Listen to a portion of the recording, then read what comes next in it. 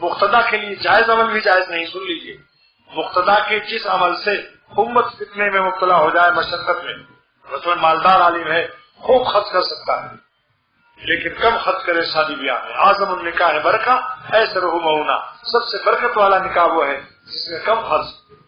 تو جب علماء نہیں کام کریں گے تو دوسرا کیا عمل کرے، چاہے مالدار کیوں نہ ہو، لیکن اس نیت سے کہ امت کو ہدایت ملے. حکیم الامت تھانوی نور اللہ عنہ خود فرماتے جائز مت دیکھیں مقتدا حضرات.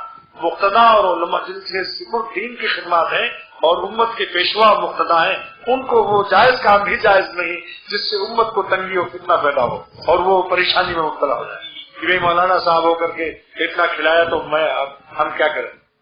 کسی کو مت دیکھو فلانے مولانا کرتے ہیں یا نہیں کرتے، اور عالم کو بھی نہیں دیکھنا چاہیے. یہ دیکھو کہ اللہ تعالیٰ کیا چاہتے ہیں. ہو سکتا ہے کوئی عالم کسی بشری کمزوری سے خود کو ہمت نہ ہوئی ہو، معاشرے کا مقابلہ کرنے سارا جہاں خلاف ہو، پرواہ نہ چاہیے. پیش نظر تو مرضی جانا نہ چاہیے.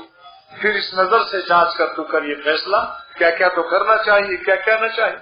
لوگ کہتے بھائی کیا کہیں گے، لوگ کیا کہیں گے. حیدرآباد میں ایک شخص تاجر نے، حلوائی نے صرف 5 آدمیوں سے ولیمہ کیا، مؤذن، امام اور 2-3 اور خاندان، اور وہی پیسہ اس نے مسجد میں لگا دیا، کسی اور خیر میں لگا دیا.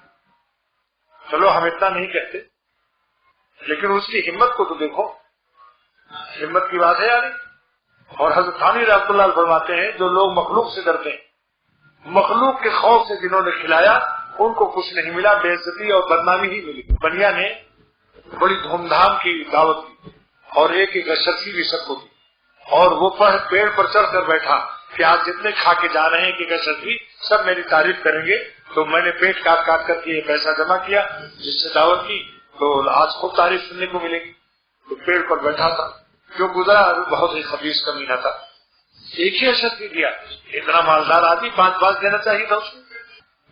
بس وہ اتر آیا، برداشت نہیں ہو سکا. ان کا لاہور کیا لاہور پڑتا کافر، لیکن پھر بھی وہ مارے ڈر کے ابھی اور کچھ سنائے نہ کہ یہ تو ابتدائی عشق ہے.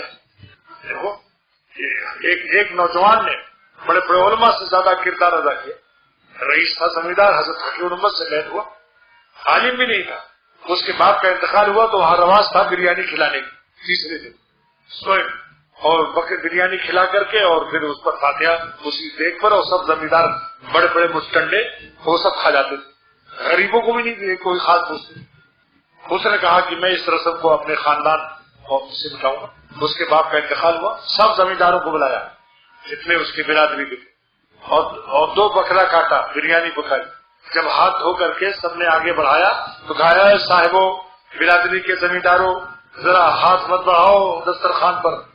اس بچے نوجوان کی ایک بات سن لو، آپ تو بڑے بوڑھے ہو ہمارے. آپ سب اس کی طرف دیکھنے لگے. اس نے کہا کہ میرے باپ کے موت پر یہ بریانی نگلنے کا کیا حق ہے، یہ ثابت کرو. میرے باپ، میرا کلیجہ تو غم زدہ ہے، تم نے یہ بریانی کی طرف جو ہاتھ بڑھایا مجھے اس کا حق ثابت کرو.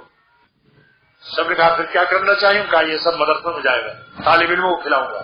آئندہ سے خاندان میں کسی کے مرنے پر بریانی نہیں پکے گی، اور جو کچھ کرنا ہے غریبوں کو، طالب علموں کو مدرسوں میں بھیج دیا جائے.